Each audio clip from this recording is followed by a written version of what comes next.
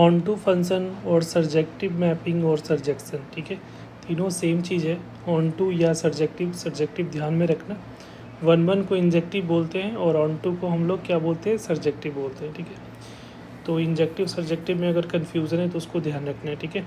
तो अगर on to function को सिंपली ऐसा समझ लो कि जैसे हम लोग सेट ए और बी, जैसे ए टू बी से मैपिंग है तो बी पे फोकस करना है कि बी में कोई भी एक ऐसा एलिमेंट नहीं होना चाहिए जिसका प्री इमेज नहीं हो, ठीक है, या किसी से कनेक्टेड नहीं हो।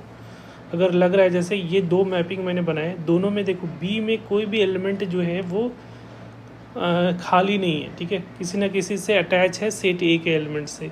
तो ऐसे फंक्शन को हम लोग क्या बोलेंगे, ऑन टू फंक्शन बोलेंगे, ठीक है।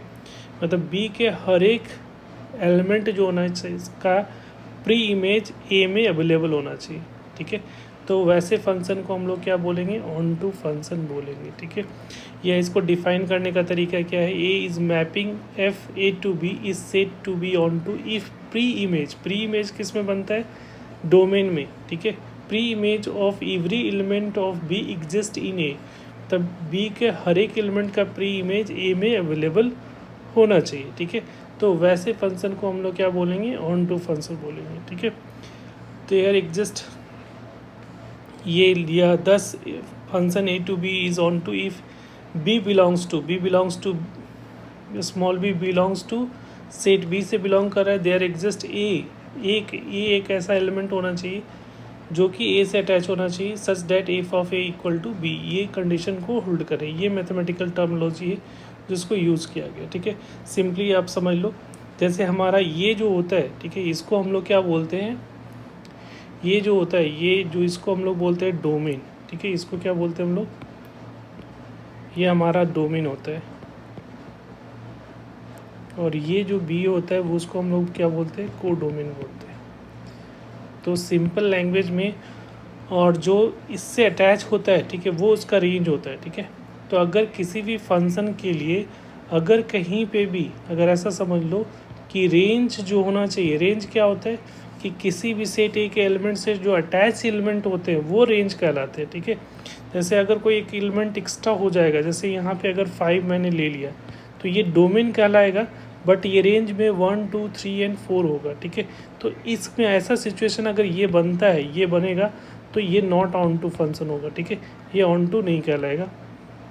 जब एक भी एलिमेंट का, जैसे इसका इमेज इसमें अवेलेबल नहीं है, तो ये नॉट ऑन टू, ये क्या कहलाएगा, ऑन टू फंक्शन कहलाएगा, ठीक है। ये ऑन टू होगा क्योंकि इसके हर एक एलिमेंट का प्री इमेज है, ठीक है। तो इसका रेंज की बात करेंगे तो रेंज क्या होगा, 1 2 3 एंड 4। अगर को डोमेन बोलोगे तो 1 2 3 4 एंड 5 भी होगा। तो इस केस में जो रेंज जो है वो नॉट इक्वल टू क्या है, को डोमेन है, ठीक है। और इसमें जो है रेंज और को डोमेन दोनों सेम है, रेंज इक्वल टू क्या है, को डोमेन के बराबर है। तो ये फंक्शन जो कैसा कहलाएगा, ये कहलाएगा ऑन टू कहलाएगा, ठीक है। अगर ऑन टू में भी दो टाइप का होता है, ठीक है। एक होता है जैसे कि ये जो दिख रहा है वो मेनी वन भी है और ऑन टू फंक्शन भी है, ऐसा समझ लो। और एक पॉसिबिलिटी और हो सकता है कि जैसे कि एक और मैं बना देता हूँ कि सपोज़ ये हो गया और इसमें एलिमेंट ले लो ए बी सी और ये 1 2 एंड 3।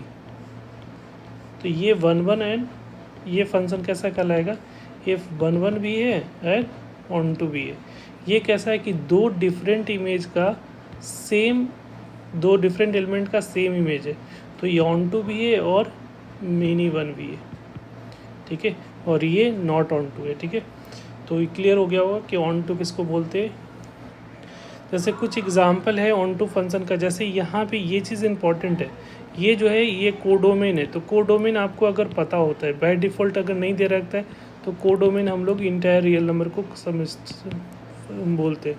तो अगर क्यूबिक का देखोगे तो क्यूबिक का ग्राफ कैसा होता है, कैसा कुछ होता है। तो इसका रेंज जो होता है वो रेंज क्या होगा, इसका रेंज निकालोगे तो वाई एक्सिस में वो भी आर होता है, इसका कोडोमेन भी आर है। तो कोडोमेन अगर रेंज के बराबर हो गया तो ये कैसा फंक्शन होगा, ये ऑन टू कहलाएगा। उसी तरीके से 2a वाई इक्वल टू अगर 2x + 1, तो इसका ग्राफ कैसा होगा, स्ट्रेट लाइन। इसका भी जो रेंज होगा वो जो है -∞ से ∞ के बीच में होगा, इसका रेंज ऐसा होगा ना, 2x + y कुछ ऐसा जाएगा, 2x+1 का ग्राफ। तो इसका भी रेंज जो है वो और रियल नंबर है, तो ये भी क्या कहलाता है, ऑन टू फंक्शन कहलाएगा। ठीक है, जैसे r प्लस और यहाँ पे ये ln x, तो ln x का भी ग्राफ आपने देखा होगा, इसका भी कंप्लीट रियल नंबर है, तो ये कैसा कहलाएगा, ऑन टू फंक्शन। क्योंकि यहाँ पे सब में देखोगे तो को डोमेन जो है उसके रेंज के इक्वेलेंट है। ठीक है, इसलिए ये सारे फंक्शन कैसा है, ऑन टू फंक्शन है, राइट, या कह सकते हो सर्जेक्टिव है।